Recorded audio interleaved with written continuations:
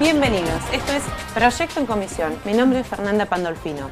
En este programa te vamos a contar cómo se trabajan los proyectos en la Cámara de Diputados, cómo ingresan y cuál es el tratamiento que se le da en cada una de las comisiones, para que cuando lleguen al recinto entiendas qué es lo que se está votando y cuál es el beneficio que este proyecto te va a traer. Hoy vamos a tratar un tema muy importante y que hace poco tuvimos una marcha y que me parece que hay que empezar a debatir y empezar a tomar conciencia. Es un proyecto sobre la emergencia en materia de violencia de género. Le doy la bienvenida a mis invitados, bienvenidos a todos. César, él es el asesor, César Cazorla, el asesor de la diputada Linares. Bienvenido, César. Gracias. Bárbara García, ella es también, bienvenida Bárbara, muy bien. Ella es asesora de la diputada Linares también, la diputada pertenece al GEN. Y Raquel Vivanco es asesora de la diputada Victoria Donda de Libres del Sur. Bienvenidos. Gracias. Por este lado tenemos a la cantante y actriz Laura Miller. Bienvenida, Laura. Muchas gracias por venir y participar del programa.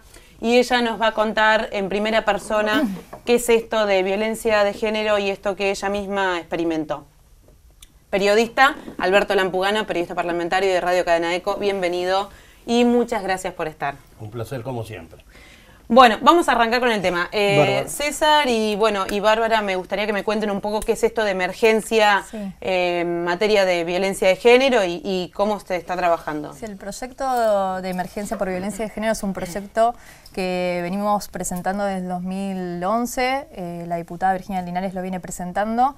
Y plantea justamente la necesidad de poner en marcha un plan nacional de sanción y erradicación de la violencia de género y, digamos, en un tiempo, digamos, de 2 años, porque es hasta diciembre de 2017, el Poder Ejecutivo que tenga que tomar medidas a seguir, digamos, que justamente sea para revertir esta situación que están viviendo las mujeres, donde, vos lo decías en la marcha Ni Una Menos, se empezó a difundir esta consigna y esta realidad que vivimos, que es que una mujer muere víctima por violencia de género cada 30 horas. Entonces, una de las cuestiones que toma el proyecto de ley es implementar el plan nacional que ya, digamos, está determinado en la ley 26485, pero lo retoma, creación de casas refugio como una medida a implementar y una asignación económica a una mujer víctima de violencia de género que sea igual a un salario mínimo vital y móvil. ¿Cómo sería esto de casas refugios? Las casas refugio ya está tomado, como te decía, en la ley 26485, se menciona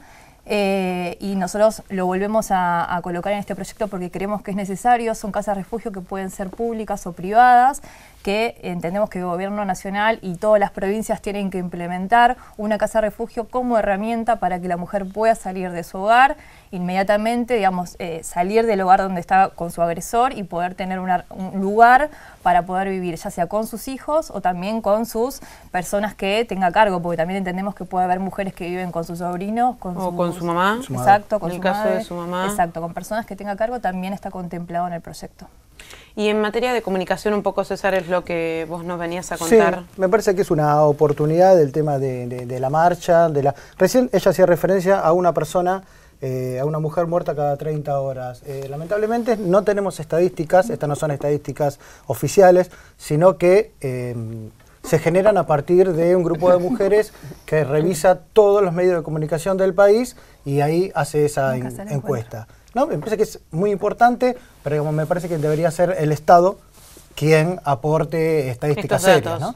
Y en cuanto a en el tema comunicación, bueno, creo que la marcha fue como fantástica a varios niveles, organizada por periodistas también, ¿no? Y en un segundo plano, me parece que esto ayudaría muchísimo, la aprobación de esta ley, digo, ¿no?, a complementar la que actualmente no se cumple, que es la ley 26485. Raquel, ¿cuál es el problema que no se está implementando la ley? ¿Qué es lo que sucede? Nosotras creemos que lo que hay es una falta de decisión política por parte del Ejecutivo Nacional, en primer lugar, ya que ellos son quienes deben asignar las partidas presupuestarias, en este caso al Consejo Nacional de las Mujeres, que es el órgano de aplicación de la ley 26485. El Consejo Nacional de las Mujeres debiera aplicar esta ley en todo el territorio nacional y lejos de hacerlo, esta ley está siendo insuficientemente aplicada, ¿no? Un ejemplo, para que nos demos una idea, tiene que ver justamente con la evolución del presupuesto a partir del momento de sanción de esta ley. Nunca llegó a un dígito, por ejemplo. Este año contamos con el 0,004% del total del presupuesto nacional asignado. Pero se a aumentó llevar desde adelante. que empezó, ¿no? ¿Aumentó? Mira, el del 2008, que fue el año anterior a la aplicación de la ley, contó con más presupuesto el Consejo Nacional de las Mujeres que hasta el año pasado. O sea, recién este año se ve un leve crecimiento de ese presupuesto, pero lo que siempre se mantuvo fue que dentro del total hay un alto porcentaje del presupuesto destinado a sueldos, a gastos administrativos, o sea que a la ejecución de las políticas públicas va muy poco presupuesto, ¿no? Sí. Teniendo en cuenta que también hay deficiencia en otros tantos temas que tienen que ver con la ley, como por ejemplo los observatorios de género, que son quienes debieran observar la violencia. Esto, carecemos de registros oficiales sobre femicidios y registros unificados sobre denuncias de violencia contra las mujeres. Los que tenemos son sueltos, dispersos, los produce o los provee el Poder Ejecutivo en algún caso, pero de femicidios no tenemos. Y lo cierto es que en el año 2012 se firmó un convenio con el INDEC y el Ministerio de Desarrollo Social en donde se planteaba como un desafío. A la fecha no existe. Luego de la movilización se volvió a anunciar que va a haber un registro. Por lo pronto la justicia lo asume como un compromiso. Esperamos que así sea. Pero bueno, sigue habiendo una cantidad de deficiencias más allá de que esta ley contiene y es abarcativa de muchas de las cosas necesarias que debían llevarse adelante para combatir, prevenir, sancionar y erradicar la violencia contra las mujeres. Para que le quede claro a la gente, y lo que estaba hablando Raquel, la cifra hoy es por lo menos la que se ve en el boletín oficial, de 56 millones de pesos para todo el país. Sí, Pensamos que hablando... no es nada en términos económicos para un presupuesto. Claro. ¿Qué significa esto de sacar, yo hablo como ciudadana, ¿no? Esto de sacar a una ley, de que todo el mundo la vote, pero después que no se ponga, que no se implemente como se... ¿Qué significa esto? ¿Qué lectura Mira, tiene? justamente el programa dice proyecto en comisión, digamos, nosotros como asesores trabajamos en la ley, se acuerda con el resto de los bloques políticos y se lleva al recinto. Pero después es el Poder Ejecutivo el que tiene que reglamentarla. Tiene que destinar una cierta cantidad de dinero, ponerla en funcionamiento, digamos. Nosotros pero por eso, ¿cuál es la trampa? O sea, ¿por qué hacen una ley que yo la he leído que es maravillosa y después no se implementa? Después, por ejemplo, no tenés presupuesto asignado, no se ejecuta. Entonces, tiene que haber una razón tiene que ver, atrás. yo entiendo decisiones políticas. Que hay muchas cosas que se hacen para la vidriera, ¿no? Es el como sí. Entonces sí hay nos una preocupa. urgencia. Tenemos una ley enfocada hacia ahí, es de las mejores en Latinoamérica, pero después en concreto eso no se materializa ni transforma la realidad de las miles de mujeres que en la Argentina sufren violencia, ¿no? Pero ustedes vamos a un corte y ya volvemos con tu pregunta. Vamos a un corte y ya volvemos. Esto es Proyecto en Comisión.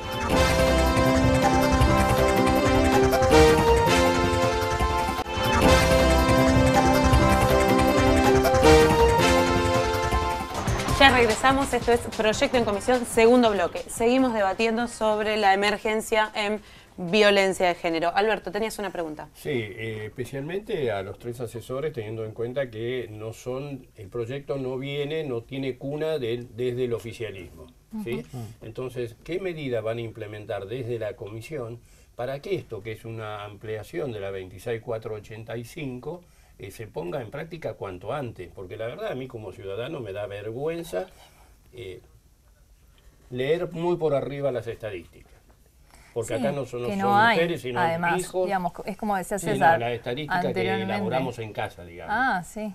¿Por qué? Porque acá es la mujer, los hijos, la familia se destruye y la mujer está boyando de un lado al otro. Y yo creo que esto... Realmente a mí me da mucha tristeza como argentino que esto ocurra con una ley que está implementada desde el año 2011.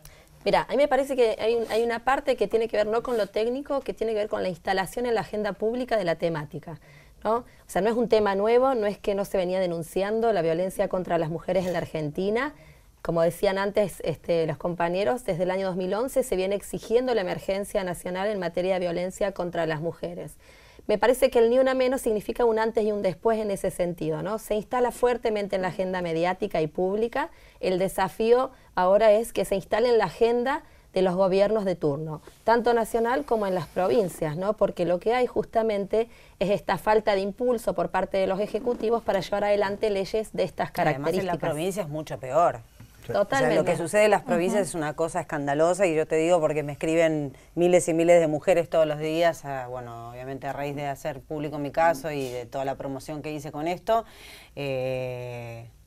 Es terrible lo que pasa en la provincia. La provincia no tiene ningún tipo de cuidado ni de resguardo de ninguna índole. Olvídate de la comisaría de la mujer, de las casas refugio, de la comisaría. En un pueblo se conocen el golpeador con el comisario, con el policía, o sea que la mujer que encima tiene que ir a hacer una denuncia que le cuesta quizás años tomar el coraje para hacerlo, una vez que lo va a hacerlo, claro, una vez que lo hace, después el comisario le avisa al golpeador, la vuelven a golpear y esa mujer... ¿Cuál es la situación actualmente para una mujer que va y denuncia la violencia de género? ¿Qué medidas se toman? ¿Ninguna? No, ¿En este momento? Se ha avanzado muchísimo en cuanto a... Digamos, ahora que, por lo que dice Laura, obviamente son distintas las realidades en Capital Federal y provincia de Buenos Aires, o en los centros, digamos, urbanos, que el norte argentino y los lugares donde están, yo creo que las mujeres están mucho más desprotegidas, y que digamos, las estadísticas de casa de encuentro, que son las que hicimos referencia, la que todo el mundo repite, que es una cada 30, un fallecimiento de una mujer a manos del cónyuge o persona llegada cada 30 horas, digamos, ellas me contaban que es muy complicado las estadísticas en las provincias, por eso yo creo que este número debe ser se superior. Multiplica. Sí, se multiplica totalmente. No se tiene dimensión de la problemática, que eso es un problema, porque si uno quiere diseñar una política pública y implementarla y no tiene dimensión de cuál es la problemática, entendemos que es grave porque lo vemos todos los días, porque lo vivimos todos los días y porque sale en televisión todos los días. Ahora, no se tiene una dimensión real. Digamos, una cosa es un femicidio, que es una mujer que muere asesinada por violencia de género, y hay, digamos, también otro tanto de mujeres golpeadas que no denuncian y que digamos, no existe un registro formal alrededor de eso. Yo quería poner en relación a esta falta de registros tiene que ver con esto que también se planteaba antes, que es que no se están llevando adelante el trabajo por parte de los observatorios de la violencia contra las mujeres, tanto a nivel nacional como en las provincias. Nosotras llevamos adelante conjuntamente con el movimiento Mujeres de la Matria Latinoamericana un registro en 10 provincias del interior de la Argentina, e incluimos la ciudad de Buenos Aires, y allí salían algunos datos interesantes en relación a esto que planteas vos, Laura. Por ejemplo, la ley 26485 plantea la necesidad de que haya patrocinio jurídico especializado y gratuito para todas las mujeres que son víctimas o están atravesando una situación de violencia de género. El único lugar donde existe ese patrocinio jurídico gratuito especializado es la ciudad de Buenos Aires. Claro. ¿No? Ese patrocinio no depende ni del Ejecutivo de la ciudad ni del Ejecutivo Nacional, sino que del Ministerio Público de la Defensa. Digo, para empezar a despejar, ¿no? Las casas refugio en la mayoría de las provincias del interior del país no superan las 2 casas refugio para una problemática que es bastante más grande que solo 2 casas refugio, y algunas provincias, por ejemplo, convenian con hoteles, plazas hoteleras para derivar a las mujeres. Si hablamos de la asistencia integral en relación a la asistencia psicológica, social, ¿no? De salud, por supuesto que eso también es deficitario en la mayoría de las provincias. Pero bueno, si tenemos la suerte de nacer en la ciudad de Buenos Aires, vamos a contar con muchos más recursos que si nacemos en Santiago del Estero, en Tucumán, en Salta, en Chaco. Sí, pero también no alcanzan, porque vos fíjate, por mi experiencia hablo, ¿no? Sí. Yo hago la denuncia un 22 de marzo, y al otro día la Policía Metropolitana me adjudica el botón de pánico, que es este que lo estuve mostrando, creo que no me quedó el botón de pánico. El botón de pánico. Pero está bueno porque hay gente que no sabía ni lo que era. Claro. Bueno, sí, yo no lo había visto, salvo cuando vos lo mostraste en algún programa. Obviamente esto te lo dan al otro día la Policía Metropolitana, es un servicio que trabaja muy bien, porque además obviamente cuando apretas el SOS van patrullas a donde te encontrás, te habla una persona, si no puedes contactar, esto funciona de grabador, o sea que también se puede juntar después a la causa. Y después, obviamente, como esta persona siguió hostigándome y acosándome, me dieron la restricción perimetral de persona firmada por un juez. Pero me parece que está bueno que antes, obviamente antes no existía, y está bueno que ahora exista, pero no alcanza. Sí, las medidas no alcanzan. No alcanzan porque hay mujeres que mueren en a las manos provincias, de esta gente con el todas botón estas medidas. En las provincias Córdoba, por se ejemplo. entregan los botones antipánico también. Un caso muy conocido hace unos meses, o sea, de estos últimos. Sí. Una mujer que era maestra jardinera tenía el botón antipánico porque ya había hecho la denuncia, el hombre violó la barrera perimetral, claro, que es simbólica, llega y la acuchilla en el jardín en el que está. Por ejemplo, ¿no? Ese es uno de otros tantos. En algunas provincias existen los botones antipánico, en otros no, pero la justicia debe dar las medidas de protección a las mujeres que denuncian esta situación. Y sobre todo quizás entregar el presupuesto para que también se puedan llevar a cabo esas medidas. Bueno, una de las cosas que dijo la presidenta del Consejo Nacional de Mujeres ahora con una declaración que salió a hacer con la marcha Ni Una Menos, fue que también utilizaba diferentes partidas de diferentes ministerios. No sabemos, no conocemos. Entonces, si no tenemos información, nosotros nos vamos a guiar por lo que dice el presupuesto que se aprueba, claro, de boletín oficial, que se aprueba todos los años. Entonces, la realidad es que, por ejemplo, una de las iniciativas que estamos haciendo en la comisión es un proyecto que también armamos para pedir que venga la presidenta del Consejo Nacional de Mujeres a, digamos, a dar cuenta, cuentas, claro. Exacto, a dar cuenta de cuál es la implementación real de este plan nacional contra la violencia de género. Mi pregunta es, perdón, por favor.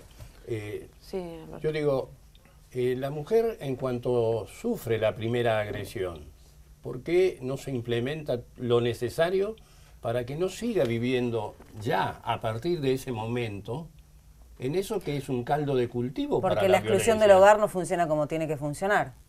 Claro. Por supuesto. Algo que tendría que ser absolutamente inmediato, no lo es. Entonces, cuando no funcionan todas las cosas que tienen que funcionar, entonces todo sale se mal. Va claro, todos los procesos, pero cuando ese el inicio sería no el va. paso, digamos, por a ejemplo, atacar primario. No, esta medida que se plantea en la emergencia de que se otorgue un subsidio equivalente a un salario mínimo vital y móvil para las mujeres que están atravesando una situación de violencia es sumamente importante, porque muchas veces el obstáculo o la dependencia económica hace que muchas mujeres, porque aparte tienen niños y niñas a su cargo, no tomen la decisión de irse de sus casas o tengan que volver con el golpeador. Yo digo, o el victimario, digamos, ¿no? Muchas veces las mujeres atraviesan situaciones que son complejas de desandar o desnaturalizar porque tenemos una sociedad que todavía sigue aceptando determinadas formas de violencia. Entonces, se estima que son cerca de 8 años los que tarda una mujer en hacer la denuncia en una situación de violencia. Estamos hablando de que es un círculo muy complejo, el círculo de la violencia, y justamente trabaja fuertemente sobre la baja autoestima de las mujeres, ¿no? Y si encima en los medios de comunicación no nos tratan como personas, en el último bloque vamos a hablar de eso. Bueno, vamos a un corte y ya volvemos. Esto es Proyecto en Comisión.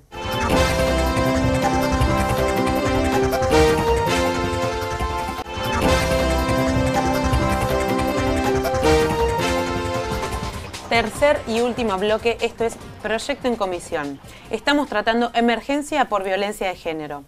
Laura, me gustaría que nos cuentes qué pensás, vos saliste y contaste tu experiencia en primera persona, ¿cómo crees que eso influyó para que muchas mujeres decidan y se decidan a ir a denunciar, a tomar otra postura? ¿Cuál es tu pensamiento? La verdad que mucho. Lo viví porque me lo dice la gente en la calle, por las redes sociales, bueno, el día de la marcha, que fue una cosa increíble. La verdad que sé que no solamente que muchas mujeres que lo estaban padeciendo tomaron quizás el coraje de hacer la denuncia o de abandonar quizás ese vínculo terrible que estaban manteniendo, sino el despertar de mucha gente que no sabía ni de qué estábamos hablando. Que eso es lo más importante. El día de la marcha se ha visto familias enteras que quizás nunca habían padecido en su ámbito un caso de violencia de género, sea cual fuese, ya sea psicológica, física, económica, sexual, pero estaban ahí presentes porque obviamente es tan importante esto que trasciende, creo que cualquier tipo de parámetro, ¿no? Hoy estamos hablando de una mujer cada 30 horas y yo creo que es mucho menos las horas, lamentablemente. ¿Y qué va a pasar en 5 o 10 años si no le ponemos un parate a esto, ¿no? O sea, que hay mucha gente que fue también por sus hijos, porque por las generaciones que vienen, qué es lo que van a sufrir. De verdad que fue difícil, obviamente, exponer lo que me sucedió a mí. Yo, obviamente, previamente lo hablé con mi familia, que tenía todo su apoyo, pero me parece que fue maravilloso. Primero, a través de una canción que te muestra un vínculo de esas características y en el cual ella puede, gracias a Dios, abandonarlo, que fue lo que me pasó a mí. Y bueno, y con todo lo que se genera, vamos a seguir con esto porque me parece que hasta no encontrar una respuesta positiva en cuanto a una ley o algo que se haga de verdad, se empiece a hacer, no vamos a bajar los brazos. y vamos a seguir por esto, pero es muy interesante lo que decía ella porque también hay un problema cultural muy importante que estamos viviendo los argentinos. En cuanto a los medios. Sí, en cuanto a los medios y en casa también, porque esto de qué le habrás hecho vos para sacarlo de quicio y que te pegue. Esto es algo que venimos arrastrando hace muchos años y que lamentablemente era el pensamiento de nuestros abuelos. Sí. Y con toda la tecnología iPod, 4G y todo, seguimos teniendo ese pensamiento arcaico. O sea, es como que avanza... Muy machista, creo que claro, es avanza mucho una parte de la humanidad, pero hay otra que se quedó estancada en el pasado y nosotros tenemos que borrar con eso. Por eso también me parece importantísimo hacer una prevención desde los colegios, desde las casas, que sea algo realmente a nivel social y cultural que realmente marque un antes y un después, porque yo no puedo estar, o nadie puede estar teniendo que preguntar qué le hice yo, si le levanté la voz o me puse una pollera corta o abracé a algún fan porque me estaba filmando un autor, no puedo estar dando explicaciones, no se le paga a nadie. Sí. No se mata a nadie. Entonces me parece que también tenemos que derruir toda esa forma de pensar que es un desastre, es un espanto. César, ¿cuál es tu pensamiento y tu postura? Yo creo que con los medios estaba escuchando lo que decía ella, estaba leyendo una frase de Peter Capusotto que dice cuando dicen a la mujer no se le pega, en realidad no se le pega a nadie. A nadie. Es una cuestión también cultural, como decía ella, creo que los medios de comunicación han avanzado en esto, por lo menos visibilizando la cuestión, siguiendo ¿Crees que hay un poco de hipocresía? Sí, obvio, tiene bastante, porque creo que además tratan los casos sobre la espectacularidad, ¿no? De que pasó un caballito delante de la gente, todo. Pero yo creo que de todas formas eso ayuda a que el tema pase en términos legislativos, lo que estamos explicando antes. Que se traduzca. Claro, que se traduzca en términos de acción. Por ejemplo, les pongo un ejemplo, el tema de fertilización asistida. Sí. Nosotros tenemos un proyecto, es el derecho a ser padre, una cosa importantísima. Ahora, como el proyecto era nuestro, había inconvenientes, digo, la diputada Linares, inconvenientes con el Ejecutivo, porque hasta que no se pongan de acuerdo, y en una reunión se dijo, no importa quién es el autor, lo importante es que salga. Salió con algunas imperfecciones, pero salió. Hoy cualquier persona tiene derecho en su prepaga, a través de un lugar público, a hacerse una cosa que antes era carísima. Con el tema del derecho al matrimonio igualitario, pasó cosas similares. Pero primero tiene que estar en la agenda pública, con la presión de los medios, con los bloques políticos, y ahí las cosas se traducen en acción. Espero que con este caso pase eso, ¿no? Alberto. Yo me quedo pensando, como dice el proyecto de emergencia, que no hay que tratar simplemente de paliar el número de víctimas, sino, como dice la marcha, ni una menos. Sí, exacto. Sí. Y te hago una pregunta, ¿cuál pensás, César, que es... ¿Cuál fue la influencia o qué es lo que logró esta marcha que se hizo tan importante? Primero que contémosle a la gente, yo creo que lo sabe la mayoría, pero no toda, y es que surgió a partir de un grupo de periodistas que mandaron se convocó por redes una consigna con el objetivo primario era que en un diario salga aunque sea algo que diga, un grupo de periodistas, de todo, acá no hay grieta. Vale aclarar, ¿no? Periodistas, mujeres. No, pero también, Claro, pero quienes empezaron a mover en las redes, en Twitter y en Facebook fueron periodistas. Sí, creo que estamos hablando de Marcela Ojeda, de Florencia Chévez y de Mercedes Funes. ¿No? Sensibilizadas en la temática, porque es válido también hablar de que, bueno, hay mucho del periodismo que por suerte empieza a abordar la temática como corresponde. Sí, no, hace años que hay especialistas en cada medio de comunicación. Lo que pasa es que no tienen cabida en los diarios para explicar estos casos.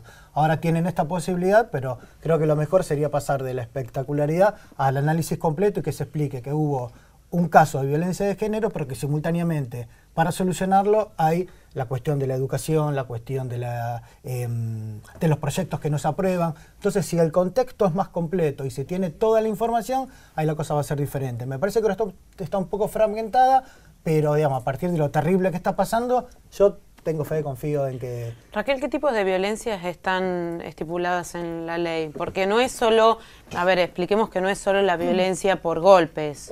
¿Qué tipo de violencias hay estipuladas? Bien, la ley 26.485 define la violencia física, la violencia psicológica, la violencia económica, la violencia simbólica, la violencia obstétrica.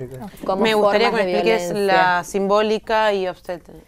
La violencia simbólica es la que se ejerce a nivel cultural, esta de la que hablaba Laura antes, que está muy arraigada en la sociedad, pero que hay herramientas o lugares en donde se fortalece esa violencia contra las mujeres o se perpetúa, por así decirlo. Los medios de comunicación son un actor muy importante a la hora de perpetuar la desigualdad de género a través de la construcción o el sostenimiento de estereotipos que ubican a las mujeres en una situación de inferioridad de condiciones. Entonces muchas veces se nos quita nuestra característica de personas, de humanas, y se nos objetiviza en los medios de comunicación, ¿no? Tinelli es un ejemplo muy claro de ello, ¿no? Las mujeres dejamos de ser sujeto a ser objeto. Y yo pienso que eso va a ser lo más complicado de todo. Esto de cosificar a la mujer, creo que va a ser lo... Me da la sensación, ¿no? Por eso me adhiero a lo que dijo él, que en realidad cuando yo me senté en todos los programas de televisión y después de ahí salió la marcha, y yo me senté llorando en un programa de televisión pidiendo la ley de emergencia contra la violencia de género y hablando del femicidio, antes que nadie hablaba de eso. Eso es lo que en realidad a mí me preocupa más, el pararlo. Porque hoy nos vamos a dormir y mañana se murió otra, en alguna parte del país. Entonces, por eso me parece que esto no podemos esperar a que vaya donde tenga que ir, que alguien la vote. Me parece que tenemos que hacer algo ahora. Por eso, a mí lo que me pone la piel de gallina es pensar que el 80% o el 90% de los casos de asesinatos a mujeres son perpetrados por personas que ya tenían denuncias previas, penales, por golpear, o por privarte la libertad, o por abusar de vos. Entonces digo, ¿qué es lo que hay que hacer para meter esa gente en donde tiene que estar? Me queda lo último. Hagamos lo que ha dicho el Papa. Salgan a la calle, hagan lío. El lío esto de manifestarse, porque en esta marcha hubo muchísimos hombres, familias con chicos. Sí, claro. Y entonces si el Estado no mueve, o por determinada burocracia, o por lo que fuera, hay que salir a la calle. Yo seguiría haciendo marchas y el mes que viene.